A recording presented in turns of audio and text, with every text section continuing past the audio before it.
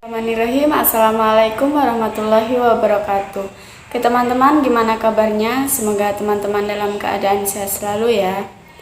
Oke, sebelum mulai ke materi, alangkah baiknya kita yel-yel terlebih dahulu.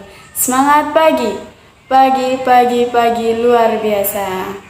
Oke, pertama-tama perkenalkan, nama saya Siti Alia Rosita. Saya kelas 11 TKJ. Asal sekolah saya dari SMK Miftahul Ulum Jati Datar.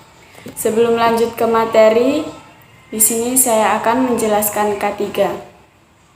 Masih sangat asing terdengar di telinga sebagian masyarakat, padahal setiap melakukan kegiatan atau pekerjaan kita harus memperhatikan K3 supaya tidak terjadi kesalahan yang dapat berakibat fatal. Selanjutnya, komponen hardware. Apa itu hardware? Hardware adalah semua jenis komponen pada komputer yang memiliki bentuk fisik, bisa dilihat dan dirasakan.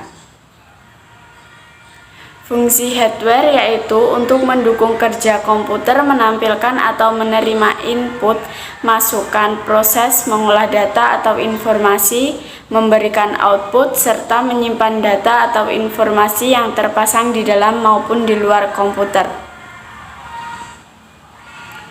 Selanjutnya, ini komponen-komponen hardware. Yang pertama, memori. Memori komputer adalah perangkat keras atau hardware yang digunakan untuk menyimpan data berupa informasi atau instruksi yang bersifat sementara maupun permanen. Fungsi memori yaitu menyimpan data dari perangkat input hingga dikirim ke Arithmetic and Logic Unit atau ALU. Selanjutnya ada motherboard. Motherboard adalah papan sirkuit dengan sejumlah soket dan slot yang digunakan untuk menghubungkan berbagai perangkat keras atau hardware pembangun komputer. Fungsi motherboard yaitu sebagai tempat memasang semua hardware yang ada pada komputer. Selanjutnya ada prosesor. Prosesor merupakan suatu perangkat keras yang menjadi otak suatu PC, serta apabila komputer tanpa prosesor maka komputer tidak dapat dijalankan. Fungsi prosesor yaitu melakukan perhitungan dan menjalankan tugas dari seorang user yang menjalankannya. Selanjutnya ada monitor. Monitor adalah perangkat keras komputer yang berfungsi untuk menampilkan hasil proses dari komputer dalam bentuk teks, gambar, ataupun video secara visual. Selanjutnya, fungsi monitor yaitu melakukan perhitungan dan menjalankan tugas dari seorang user yang menjalankannya. Selanjutnya ada heatsink. Heatsink merupakan komponen yang digunakan pada komputer maupun laptop yang mempunyai fungsi utama untuk mendinginkan komponen tertentu yang berusaha untuk dilindungi. Fungsi heatsink yaitu mengatasi panas yang terjadi pada saat komponen elektronika bekerja. Selanjutnya ada keyboard. Keyboard adalah alat input komputer yang digunakan untuk mengetik informasi dan instruksi perintah, di mana keyboard terdiri dari susunan angka, huruf A sampai Z, dan simbol-simbol kontrol khusus. Fungsi keyboard yaitu sebagai alat untuk input data yang berupa huruf, angka, dan simbol. Selanjutnya ada mouse.